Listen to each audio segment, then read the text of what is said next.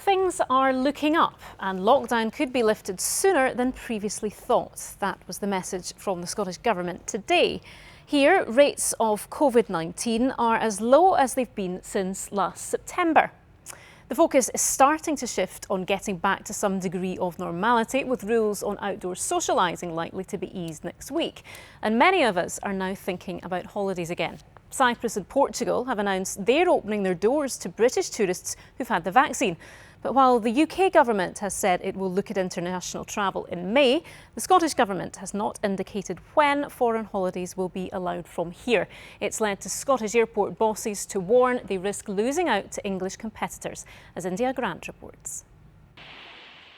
Come to Cyprus. The message today from the country which sees millions of British holidaymakers visit each year. Vaccinated British people will be able to enter our country for their summer holidays, not having to go through any testing whatsoever. As at 1st of May. This is a decision that went through our Deputy Ministry of Tourism, and we are really delighted. Both the islands and now Portugal want to welcome British tourists with open arms. But the UK government has said that holidays from England will be illegal until at least mid-May. As for Scotland, the message is clear. Don't travel abroad until we tell you it's safe. I would love to go to Cyprus on the 1st of May, but on the 5th of March, I can't tell you if it's safe to go to Cyprus on the 1st of May. It's as simple as that. And there are 2 countries involved in that conversation, as well as every other international port that we would want to visit. So we need to remember this is a global pandemic that is not under control. It's not under control in Europe, as I've just described, but it's not under control in almost every region of the world.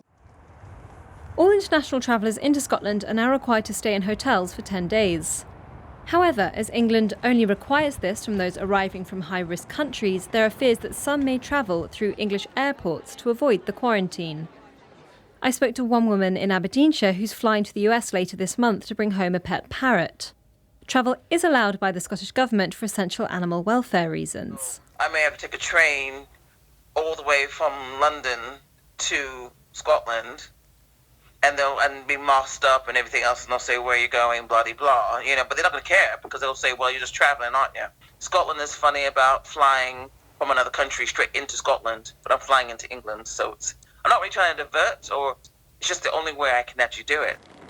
Bosses in the aviation industry are angry at the lack of movement from the Scottish Government. They say that routes will move to other airports outside of Scotland and could be lost forever. And they're being told quite clearly from the UK government what's going to happen in England and are responding positively accordingly.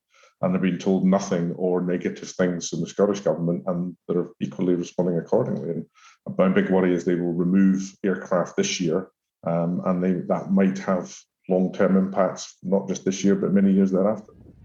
Vaccinated British tourists are still hot property abroad, but for those wanting a trip to the beach, their local will have to do. India Grant, BBC News.